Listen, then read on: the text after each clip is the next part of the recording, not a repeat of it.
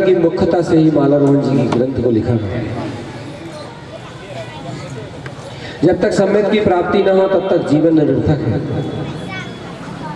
जीवन को सफल बनाने के लिए, सही बनाने के लिए, सार्थक करने के लिए सम्यक की महती भूमिका है।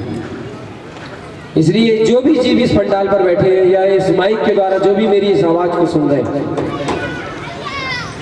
वो सब भव्य जीव एक बात को नोट कर ले, गांठ बांध ले, ये नरभव निज आत्म स्वरूप को पहचानने के लिए मिला है। इस मनुष्य जन्म की सार्थकता सम्यक दर्शन की प्राप्ति में है, निज आत्मानुभूति में है, शुद्धात्मानुभूति है, शुद्ध तत्व के ज्ञान में है।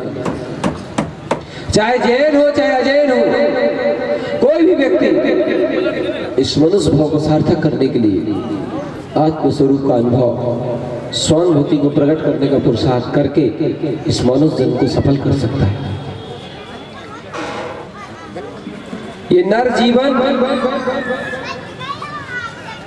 बार बार फिर नहीं मिलता, ये तो उसको ही मिलता है जो फिर सम्यक दर्शन को ग्रहण कर लेता है। नर से नारायण बनने की विधि केवल इस मनुष्य पर्याय में ही है। आत्मा से परमात्मा होने का मार्ग इस मनुष्य पर्याय में है, और उससे उसका रास्ता बनेगा सम्यक दर्शन। मालारोहण जी ग्रंथ का स्थाप किया है। यहाँ पर जिस आयोजक परिवार ने इस ग्रंथ का स्थाप किया है, उसका ये भाव होना चाहिए कि इन व्यवहार में मालारोहण जी का स्थाप किया है, किंतु ईमानदारी से मैंने सम्यक दर्शन का स्थाप किया। स्थाप का क्या मतलब होता है? जैसे संसार की कोई बात हृदय में स्थापित हो जाती है, किसी की कोई बुरी बात हृदय में बैठ जाती है, चाहो तो भी वो बात हृदय से निकलती नहीं है। लाख प्रयत्न करने पर भी वो बात अंतर से दूर नहीं होती। अगर ऐसे ही निजात्मा का श्रद्धान हृदय में बैठ जाए, ऐसे ही निज भगवान आत्मा की प्रतीति हृदय में स्थापित हो जाए, मैं दुर्वात्मा हूं, ये बात अंदर में बैठ जाए, लग जाए, अनुभूति में आ जाए, ये बात बाहर न निकले तो समझ लो सब स्थाप हो गया, सम्यक दर्शन हो गया। संसार की वस्तुएं हृदय में बैठी हुई हैं, उन वस्तुओं को हृदय से दूर करो, परमात्मा की बात को हृदय में बिठा लो, इसी का नाम स्थाप। क्योंकि संसार भी छूट जाएगा और संसार के जितने लोग मिले वो भी छूट जाएंगे। जब ये सब चीजें छूट जाएंगी तो उनकी मानता हृदय में रखने से क्या फायदा है? उनकी मान्यता हृदय में रखने से क्या फायदा? ये नश्वर वस्तु है, क्षणभंगुर वस्तु है, उससे तो विरक्त होकर के निज तत्व की आराधना करना ही श्रेष्ठ है। जाना तो एक दिन सबको पड़ेगा, जाने के पहले जो अपना काम बना लेगा उसका काम सफल होगा। तो मालारोहण जी का स्थाप किया है सम्यक दर्शन की प्राप्ति के लिए, पुण्य प्राप्ति के लिए नहीं। संसार की जितनी पूजा पाठें हैं वो सब पुण्य की प्राप्ति के लक्ष्य से है, कि पुण्य की प्राप्ति हो, संसार की वृद्धि हो, किंतु ये इसलिए नहीं है।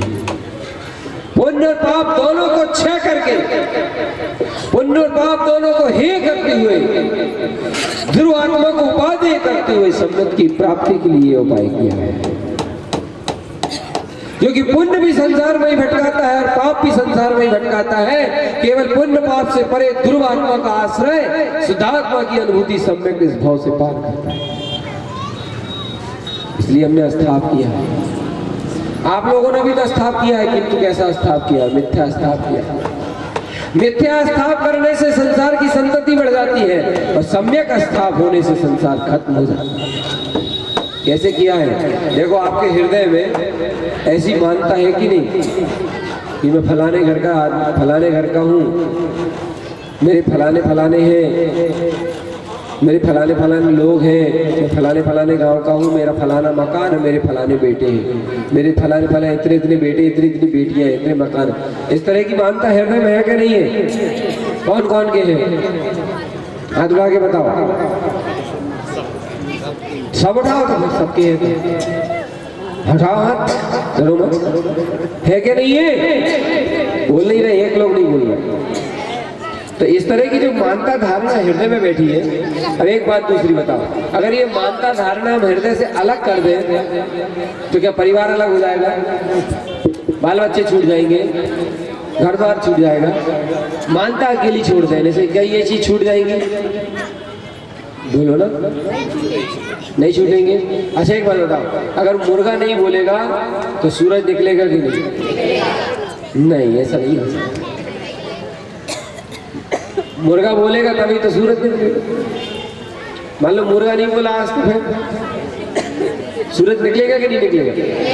अच्छा दूसरी बात बताओ, सूरज निकलता है इसलिए मुर्गा बोलता है कि मुर्गा बोलता है इसलिए सूरज निकलता है?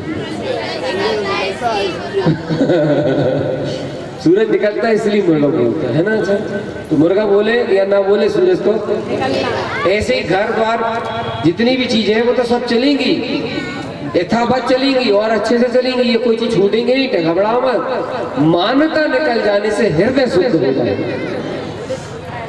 जो मिथ्या धारणा, जो मिथ्या मानता हृदय में रखी हुई है ना, ये मेरा, ये तेरा, ये मैं ऐसा, ये वैसा, मैं ऐसा करूंगा, वैसा करूंगा, इस मानता धारणा का त्याग कर देने से हृदय में से इस धारणा को अलग कर दो और हृदय में ऐसी श्रद्धा कर लो कि मैं शुद्ध आत्मा हूं, मेरा कोई नहीं, मैं गायक हूँ, मैं एकाकी हूँ, मैं परम तत्व परमात्मा।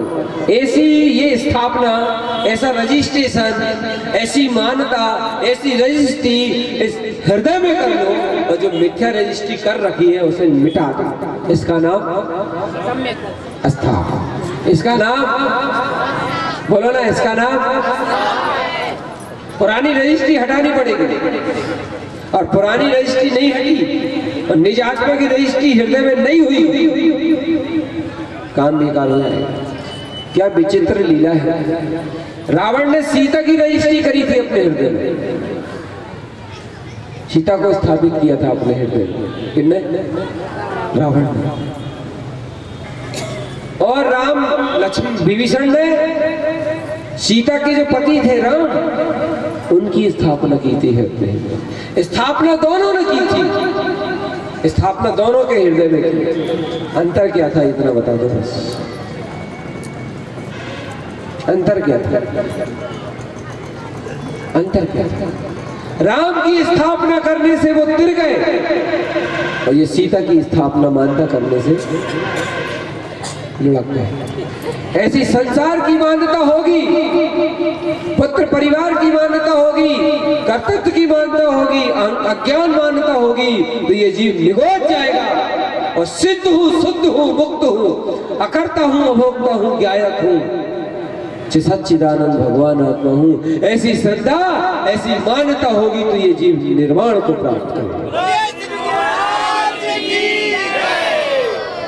बस मान्यता का खेल है। मान्यता सम्यक कर लेने से बुद्धि भी सम्यक हो जाती है, विचार भी सम्यक हो जाते हैं, जीवन में सुख भी सम्यक रूप से उत्पन्न होता है। सम्यक मान्यता, शुद्ध, ये मान्यता करो। देखो जैसे माता जी ने भावना भाई पीछे बैठी सुन रही है, आप लोग भी सुन रहे हैं, आप लोग भी सब में समाधि की भावना करिए ना। जब जाने लगेगा ये आदमी देह छोड़ करके तो हृदय में जिन जिन लोगों के नाम लिखे हैं ना वो याद आएंगे। बड़ो बेटा कहाँ है, छोटो कहाँ है, मंझलो कहाँ है, मंझली बहू कहाँ है, ये कहाँ है, वो कहाँ है, ये कैसे हो रहा है, वो कैसे हो रहा है, चलती बिरिया है, क्यों हो रहा है सभी? क्योंकि जो लिखा है अंदर में मस्तिष्क में, मान्यता में, वही तो दिखेगा। दिखेगा कि नहीं दिखेगा? और अगर हृदय में ये लिखा होगा मेरा कोई नहीं है, लिखा कि नहीं लिखा? ऐसा बोलो ना। आप पत्रिका छपवाओ ना, पत्रिका में सबके नाम लिख दो, कोई दिक्कत नहीं। जब आप कोई कार्यक्रम आयोजन करें, कार्ड वगैरह छपवाएं तो उसमें सब पूरी बात परिवार के नाम लिख दो, कोई दिक्कत नहीं। मगर हृदय में एक का भी नाम नहीं होना चाहिए। हृदय में तो केवल इतना नाम होना चाहिए, मैं ज्ञाता दृष्टा भगवान आता। समझ आ रहा है कि नहीं? बोलो ना। एक बात बताओ, जैसे आपके खेत में कोई अतिक्रमण कर ले, खेत किसानी कोई कब्जा कर ले, तो आप रिपोर्ट लिखाएंगे।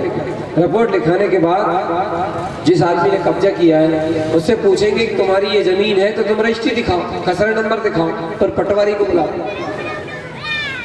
अगर उसका खसरा नंबर नहीं है, उसकी जमीन में रजिस्ट्री नहीं है, उसका नाम नहीं है, तो फिर उसको जगह मिलेगी कि नहीं मिलेगी? बोलो ना। अब वो पुलिस वाले से कहे कि मैं क्यों, मेरे नाम की जमीन है, मेरा सब कुछ है, क्यों नहीं मिल रही मेरे को? उसे एक ही बात है, भैया रमजान, उसे एक ही बात कहा जाएगा कि तुम्हारे नाम से यहाँ रजिस्ट्री नहीं है, इस जमीन में तुम्हारा अधिकार नहीं, तुम्हारा नाम रजिस्ट्रेशन में लिखा नहीं है। सुन रहे हो कि नहीं? ए बेटा अभी नहीं, डिस्टर्ब नहीं, तुम्हारा नाम रजिस्ट्रेशन में नहीं लिखा है, इसलिए तुम्हें ये जगह नहीं मिल सकती। ऐसे ही जिस दिन मौत आएगी उस दिन हृदय रूपी कागज को यमराज पढ़ के देखेगा इसमें क्या लिखा है। सुन रहे हो कि नहीं? है, याद रखना। आज तक दुनिया की कोई ऐसी स्त्री नहीं हुई जिसने यमराज से लड़ाई की हो अपने पति के लिए। कोई बेटा नहीं हुआ हो जिसने यमराज से अपने बाप को छुड़ाया। यमराज यानी मौत, और जब वो मौत आएगी तो सबसे पहले वो कागज पढ़ेगी, हृदय रूपी किताब को खोल के देखेगी इसमें क्या लिखा है। और उस किताब में अगर पाया गया तेरा मेरा, ये मेरा ये तेरा, मैं करता मैं भोगता, मैं मरता मैं जीता, मैं सुखी मैं दुखी, मैं रंग खराब, इस तरह की मिथ्या धारणाएं मानता पाई गई।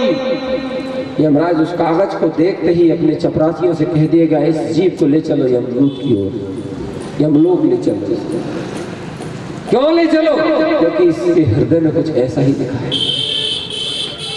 और किसी ज्ञानी के हृदय में देह छूटने के पहले कर्णानी योग रूपी यमराज पढ़ के देखता है क्या लिखा है, तो उस हृदय में लिखा रहता है आत्म स्वरूप अथवा आराधना विचारी, दिन रात मेरे स्वामी में भाव न ये भाव, देहांत के समय तुमको न भूल जाए। उसमें ये ऐसा लिखा है। कर्म रूपी यमराज कहेगा इस आदमी को यमलोक लेके मत चलना, यमलोक लेके मत जाना। बोले क्यों? क्योंकि इसके हृदय में परमात्मा के सुमरण करने का रजिस्ट्रेशन है। अरे मरने वाले की आखिरी फरियाद तो जल्लाद भी पूरी करता है। फांसी देने वाले को पहले पूछता है तुम्हारी कोई आखिरी ख्वाहिश? ऐसे ही याद रखना, जब देह छूटता है और हृदय में लिखा हो ये ख्वाहिश, ख्वाहिश हो तो ऐसी हो भगवान। देह छूटने के पहले हृदय में ख्वाहिश लिख दी हमने, एक तमन्ना लिख दी, एक भावना लिख दी, और वो तमन्ना और वो ख्वाहिश में लिखा है जागे नहीं कसाय नहीं वेद न सतावे, तुम सही लो लगी हो दुर्ध्यान को भगाओ, दिन रात मेरे स्वामी में भाव न ये भाव, देहांत के समय तुमको न भूल जाऊं। तो यमराज कहेगा भैया इसके हृदय में तो परमात्मा के स्मरण करने की बात लिखी है, ये परमात्मा को स्मरण करते हुए जाएगा। वो जो परमात्मा का स्मरण करते हुए जाएगा वो मौत के साथ नहीं, परमात्मा के ही साथ जाएगा।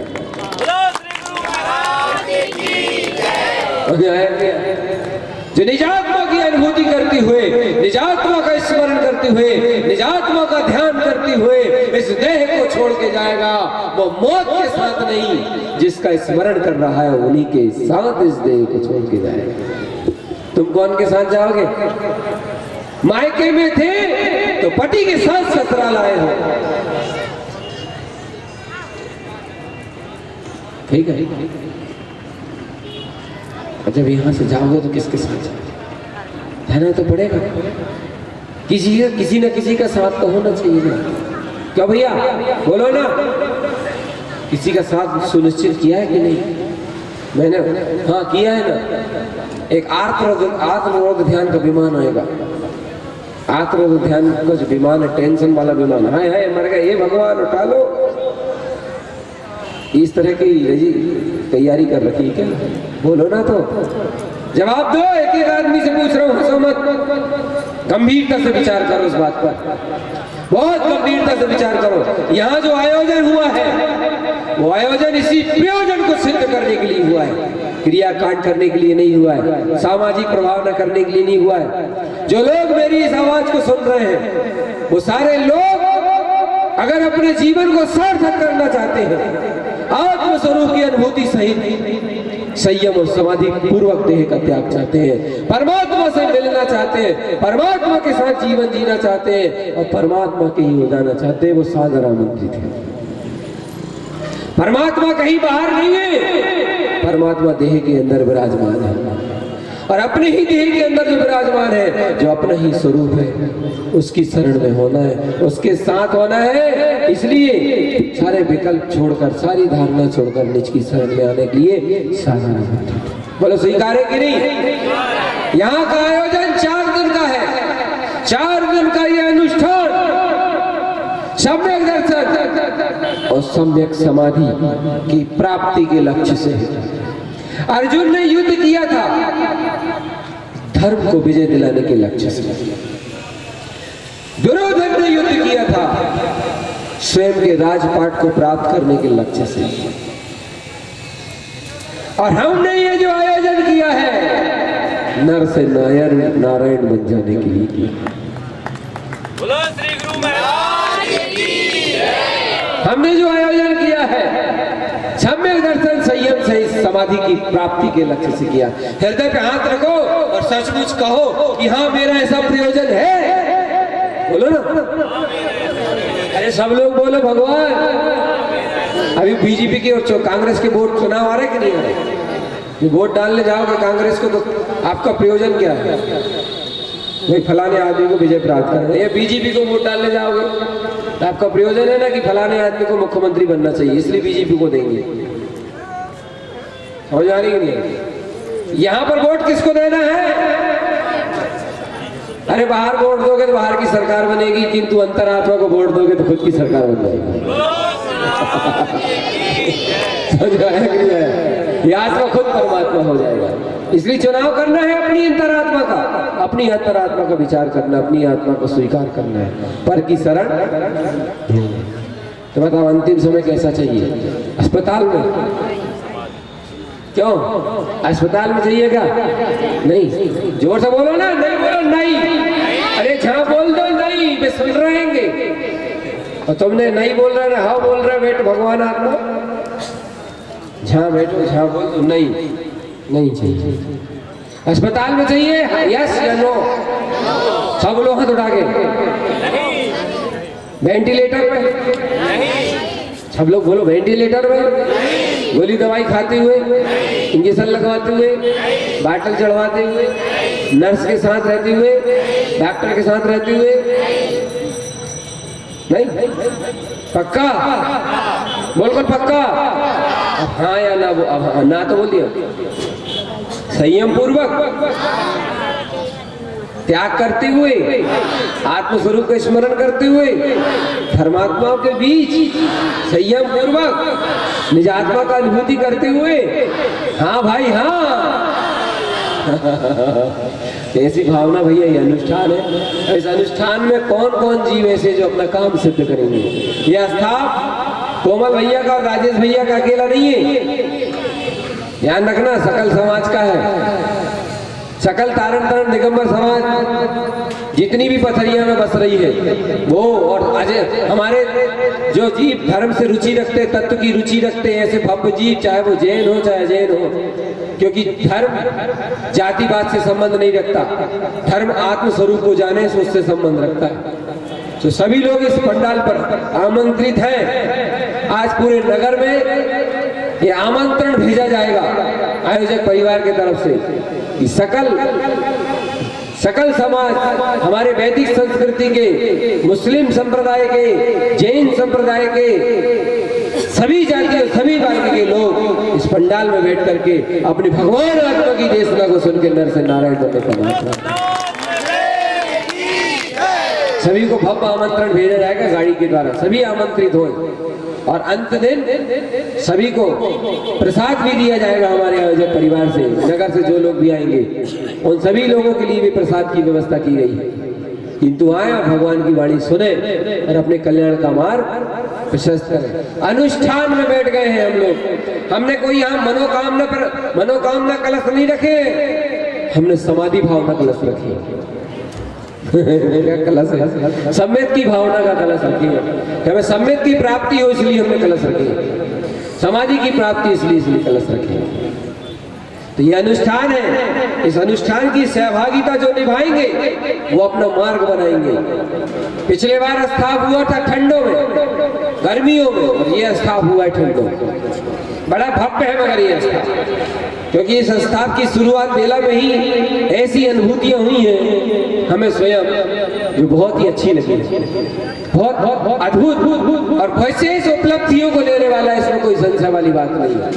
जो जीव मनोयोग पूर्वक, रुचि पूर्वक, लक्ष्य पूर्वक यहाँ स्थाप पे बैठेंगे, मैंने फिर से कह दिया ये स्थाप सबका है। ऐसा मत समझना कि मैं स्थाप का आयोजक नहीं हूँ, कौन कहता नहीं है, मैं भी स्थाप का आयोजक हूँ। बस खर्च इतना है, बात इतनी सी है कि मैं जो आयोजक हूँ